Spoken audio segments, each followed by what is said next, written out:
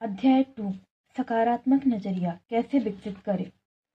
हमारे सामने मौजूद किसी भी तथ्य से ज़्यादा महत्वपूर्ण उस तथ्य के बारे में हमारा नजरिया होता है, क्योंकि हमारी सफलता या असफलता उसी से तय होती है। हम बचपन में जो भी नजरिया अपनाते हैं वह उम्र भर हमारे साथ रहता है। इसमें कोई शक नहीं कि बचपन में हमारे लिए सकारात्मक नजरिया बनाना बेहद आसान होता है। अगर पैदाइशी मिजाज और बचपन के तजुर्बे के मेल से आपका नजरिया सकारात्मक बन गया है तो हम वाकई खुशकिस्मत हैं। लेकिन जानबूझकर या हालात की वजह से हमारा नजरिया नकारात्मक बन गया हो तो क्या हम उससे चिपके रहेंगे? कतई नहीं। क्या इसे बदला जा सकता है? हाँ। क्या ऐसा करना आसान होगा? बिल्कुल नहीं। क्या यह करने लायक है? यकीनन। हम सकारात्मक नजरिया कैसे बना और बरकरार रख सकते हैं, इसके लिए हमको सकारात्मक नजरिया बनाने के उसूलों से वाकिफ होना होगा। सकारात्मक नजरिया कायम रखने की इच्छा पैदा करनी होगी। इन उसूलों को अमल लाने में अनुशासित तथा निष्ठ होना होगा। हमें जैसा भी माहौल, शिक्षा और तजुर्बा मिला हो, पर बड़े होने के बाद हमारे नजरिए के लिए कौन जिम्मेदार है? खुद हम। हमें अपने व्यवहार और कामों की जिम्मेदारी कबूल करनी होगी। कुछ लोग किसी गलती के लिए खुद को छोड़कर बाकी सभी लोगों को दोषी ठहराते हैं। यह हम पर निर्भर करता है कि हर सुबह हम अपना नजरिया खुद चुनें। नकारात्मक नजरिए वाले लोग अपनी असफलताओं के लिए अक्सर माँ बाप, शिक्षक, जीवन साथी, बॉस, सितारों, तकदीर, आर्थिक स्थितियों और सरकार यानी पूरी दुनिया को जिम्मेदार ठहराते रहते हैं। हमको अपने बीते दिनों से आजाद होना होगा। हमें अपनी शख्सियत पर जमी धूल को झाड़कर मुख्य धारा में शामिल होना होगा। हमें अपने सपनों की एक मुकम्मल तस्वीर बनाकर आगे बढ़ना होगा। सच्चाई, ईमानदारी और अच्छाई से जुड़ी चीजों के बारे में सोचने से हमारी सोच सकारात्मक हो जाएगी। नजरिया बदलने के 8 कदम। अगर हम सकारात्मक नजरिया बनाना और कायम रखना चाहते हैं तो हमको सावधानी पूर्वक ये कदम उठाने पड़ेंगे। पहला कदम, अपनी सोच बदलें और अच्छाई खोजें। हमें अच्छी चीजों का खोजी बनना पड़ेगा। हमें जिंदगी के सकारात्मक पहलू पर ध्यान देना होगा। किसी इंसान या किसी हालात के बुरे पहलू के बजाय उसके अच्छे पहलू पर गौर करना शुरू करें। हम में से ज्यादातर लोगों को अपनी ही सोच का माहौल इस ढंग से ढाल देता है कि हम गलतियों और कमियों को ढूंढने के आदी हो चुके होते हैं और इसीलिए तस्वीर का अच्छा पहलू हमसे अनदेखा रह जाता है। सोने की तलाश में। एंड्रयू कार्नेगी अपने बचपन के दिनों में ही स्कॉटलैंड से अमेरिका चले गए। उन्होंने छोटे मोटे कामों से शुरुआत की और आखिरकार अमेरिका में स्टील बनाने वाली सबसे बड़ी कंपनी के मालिक बन गए। एक ऐसा वक्त आया जब उनके लिए 43 करोड़पति काम करते थे। करोड़ रुपए इस जमाने में भी बहुत होते हैं, लेकिन सन 1920 के आसपास तो उनकी कीमत बहुत ज्यादा थी। किसी ने कार्नेगी से पूछा, आप लोगों से कैसे पेश आते हैं? उन्होंने जवाब दिया, लोगों से पेश आना काफी हद तक सोने की खुदाई करने जैसा ही है। हमको 1 तौला सोना खोद निकालने के लिए कई टन मिट्टी हटानी पड़ती है, लेकिन खुदाई करते वक्त हमारा ध्यान मिट्टी पर नहीं बल्कि सोने पर रहता है। एंड्रयू कार्नेगी के जवाब में एक बहुत महत्वपूर्ण संदेश छुपा हुआ है।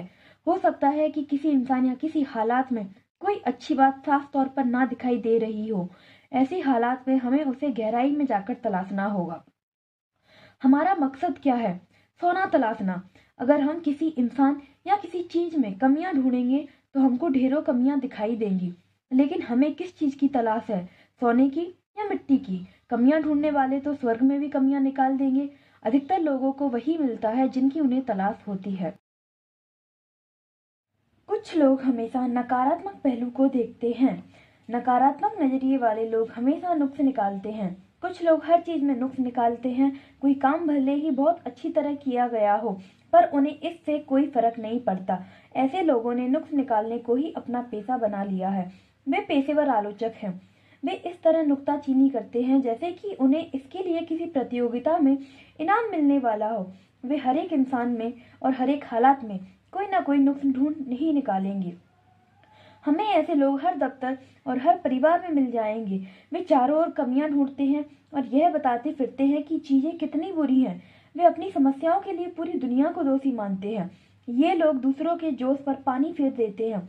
ऐसे लोगों के लिए एक नाम है, ये लोग ताकत को चूसने वाला कहलाते हैं। ऐसे लोग कैफेटेरिया में जाकर 20 कप चाय पिएंगे, सिगरेट के लंबे लंबे कस खींचेंगे और यह सब करने का उनके पास केवल एक बहाना रहता है कि वे अपने तनाव को दूर कर रहे हैं। हकीकत यह है कि ऐसा करके वे खुद के लिए और दूसरों के लिए तनाव और बढ़ा देते हैं। वे प्लेग की बीमारी की तरह हर तरफ मायूसी का पैगाम फैलाते हैं और ऐसा माहौल पैदा करते हैं जिससे नतीजे बुरे या गलत हों।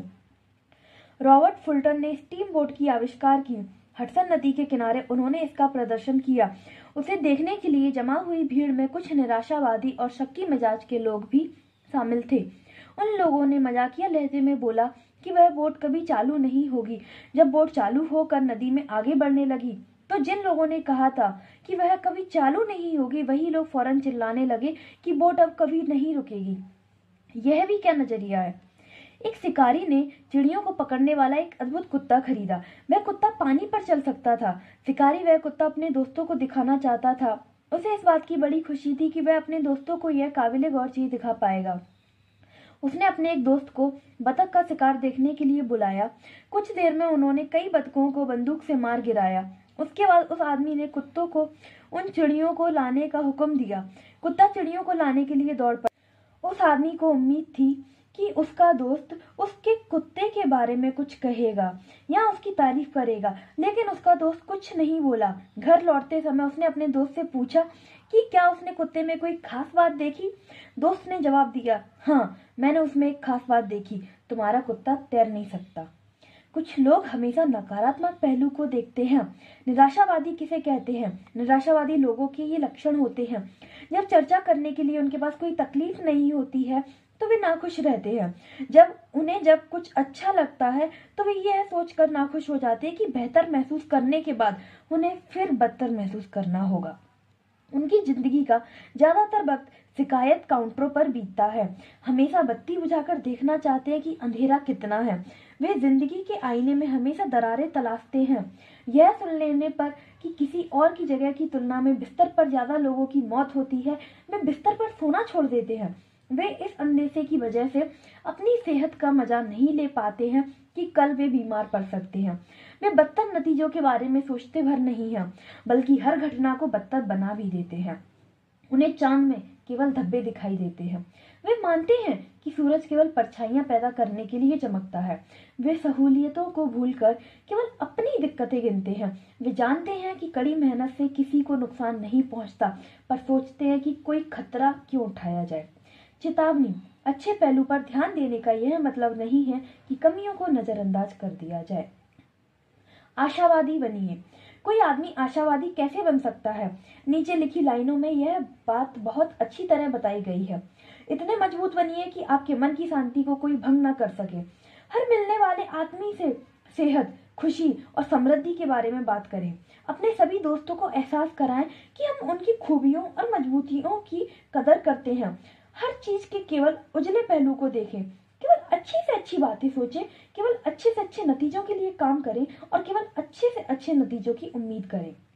बीते दिनों की गलतियों को भूल जाएं और आने वाले दिनों में ज्यादा बड़ी कामयाबियां हासिल करने के लिए आगे बढ़ें। हर आदमी का मुस्कुराकर स्वागत करें। अपने को बेहतर बनाने में इतना वक्त लगाएं कि दूसरों की आलोचना करने के लिए हमारे पास वक्त ही ना हो। इतने बड़े बने कि चिंता छू ना सके और इतना अच्छा बने कि गुस्सा आए ही नहीं। So thank you very much guys for watching this video. आगे का पार्ट नेक्स्ट वीडियो में अपलोड किया जाएगा। अगर वीडियो अच्छी लगी हो तो वीडियो को लाइक करें, शेयर करें और चैनल को सब्सक्राइब करें एंड साथ ही बेल आइकन को भी प्रेस करें जिससे मेरी न्यू वीडियोस का नोटिफिकेशन आपको मिल जाए। Thank you very much once again.